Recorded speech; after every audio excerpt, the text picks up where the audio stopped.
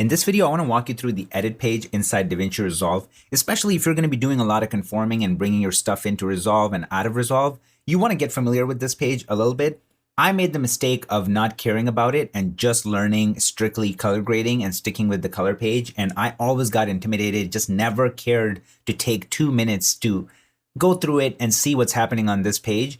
And that caused a lot of hiccups and pain along the way. And I feel like if I just take a couple of minutes and take you through it, it's just going to make your life so much easier. I'm just going to take you through the most practical things that are here and what you should be focusing on. So let's start at the top left, then we're going to go right and then bottom right. So this is just like any traditional NLE. You have your source on the left, you have record monitor on the right, you got your timeline set up, you got a couple of your main tools right here. Your tracks that are selected are in orange, and you got your volume selector right here. And that's it. So that's what we're looking at. This is what we're going to see if you open up a project in Resolve by default. This is how it is.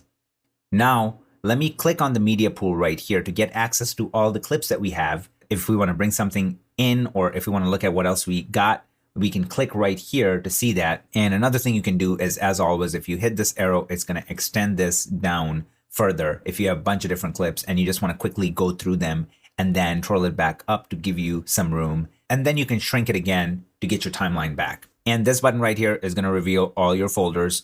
Let's click it again, get rid of it. Here's the size for my thumbnails. Here, if I want to sort it a certain way, if I want to look at the list view, I can click this guy. If I want to search for a specific clip, I can click this guy. And then your dual pane media pool, click on that. And that's, again, is going to split it up for you. And that is amazing because now we have 2 different folders, and here we can have pro footage or something else. And we can just double click and audition it right here. So all these are very useful, but I'm going to go ahead and turn off dual pane for now. And I'm going to shrink my window back up. Now let's look at effects library. So let's click on the effects library. Here you're going to see all your go-to effects, audio transitions, video transitions, and then you can click individually and go through whatever you're looking for. A lot of the times you're going to be just dropping in a title or something like that. If you're editing in Resolve, this is a very useful one. Go right here and boom, pick it, drop it in. Same thing with generators, whatever. All your effects are on this side. Open effects, which are the bombshell effects. I love these, and I am all about plugins. So I got a ton. I got Boris effects. I got Sapphire effects. Couldn't recommend them enough, and they are freaking expensive. They're like $700 for a year worth of license, but worth every penny I use them. So they are right here. Guys, a very, very useful tip, and that is going to be the same thing everywhere on all Resolve's pages, whichever page you're in. If there is a go-to effect that you use all the time, let's just say if I go under title and I'm like, you know what, I drop in text all the time and I don't want to go and find titles and then grab the text tool and then drop it in, I can just go click right here and that's it. Now I can just go right here and drop that text over and it's going to show up. It does not matter wherever I am on the timeline. I can just go grab it, drop it in, and it's there. And it is by far the most useful, one of my favorite effects. And I can just do that with anything. I can select that. And now I got my lens blur here. I can do the same thing and drop it in there. If you want to remove it, just remove it and it goes away. I'm going to go back to title and just remove it for now. So all your effects live here. Play around with these effects, guys, especially if you have the Resolve Studio version. These effects are fire. They're insane. They're not like your Premiere Pro or any other tool like Final Cut 10 effects. These are actually useful and you will use them. So that was effects library. Now let's close that and move over to the right side. This is a very useful little twirl down. It's going to let you go through your timelines. So if you want to switch to a different timeline, you can just quickly do it right here. If you want to switch through your clips, you can do it right here. All the clips are here. All the timelines are here. Very useful. Whichever pane is selected, whether you're in source or record, is going to be highlighted in orange. So this is selected right now. And then mixer is very smartly will appear right here, just like any other NLE you can think of. So if I play it, 87, we see our audio track right there. But what I prefer and is really cool and a nice touch in Resolve is that you will see a little audio thing popping up here, which is just enough when I'm in my editing page because I'm not sound designing here. So 7 keys, I believe. So this keyboard got nothing on that. Right here is going. So I would rather use the extra space for my timeline and not use the mixer here. And then metadata, you can turn this on. And if you're going through a couple of clips, it's going to give you the information here, just like it did in the media page. But I think more than metadata here, we should be using Inspector. That is it. This is unbelievable. Great tools at your fingertips right inside Inspector. So the first thing you're going to see is if you want to change the composite mode, just like Premiere Pro, if you want to change it to screen, add whatever have you, if you want to add keyframes, you can do it right here for opacity or whatnot.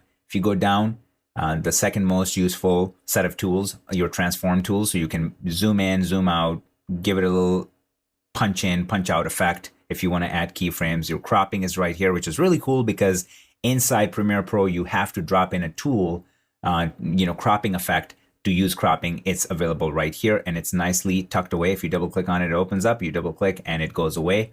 Then you have your stabilization tools here. And guys, stabilization in Resolve is next level.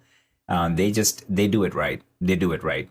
Give it a try and find out for yourself, but it's one of the best.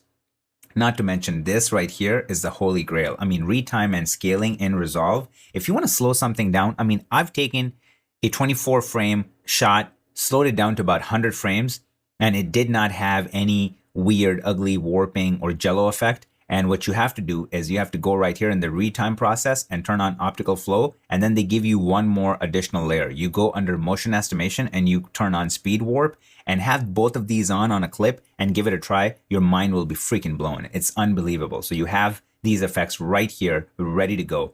And then lens correction. If you're using fisheye, if you're using GoPro footage, grab the shot, hit analyze, and just let it wow you. So these effects are very useful, very handy, readily available. If you're just going through shot by shot and fixing one thing over and over again, you can always hit this guy and open it up and then buy some extra real estate if you're going through that phase. And then you can click over and go to the audio settings. And again, they give you some really nice additional tools readily available in here, like the clip equalizer. Like it's just available right here. You don't have to throw any EQ effect to then manipulate and change it. It's just available right here. I can just select my clip and start making changes. So it's right there. Very cool. I'm going to shrink this for now. And now let's look at our timeline.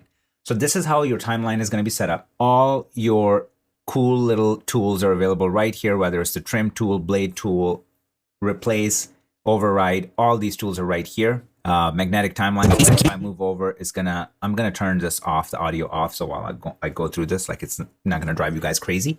So if I have the magnetic timeline on, it snaps, which is really cool. I can turn it off and then it doesn't snap. And then we have the clip link option on here, which I would leave it on unless you're doing something where you don't want to leave it on. We have one button to lock all the tracks. So in this case, which this timeline came from Premiere Pro, so we should do that, just lock all the tracks. So then it doesn't matter. We can do anything and nothing is happening. So we don't move anything by mistake. So very, very handy tool, especially for most of you who are going to be using Resolve just for color grading.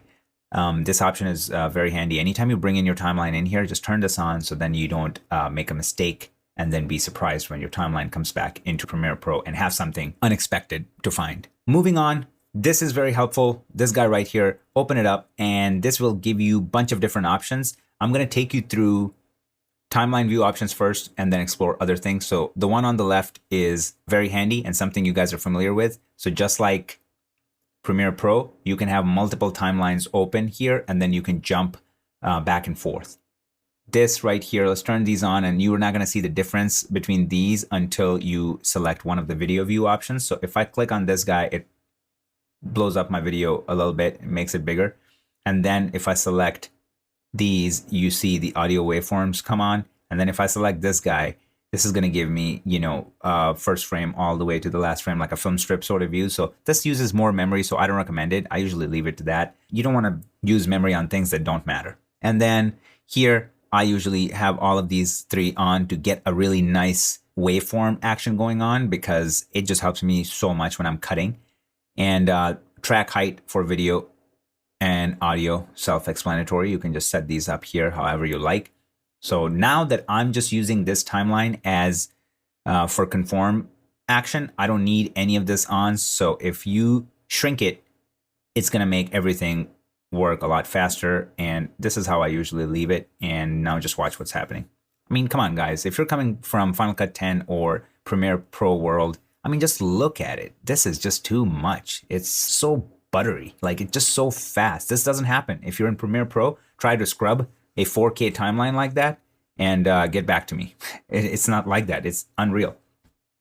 So this is the overview of the edit page, and that's all you need to know. Let's jump right into our first lesson with Conform.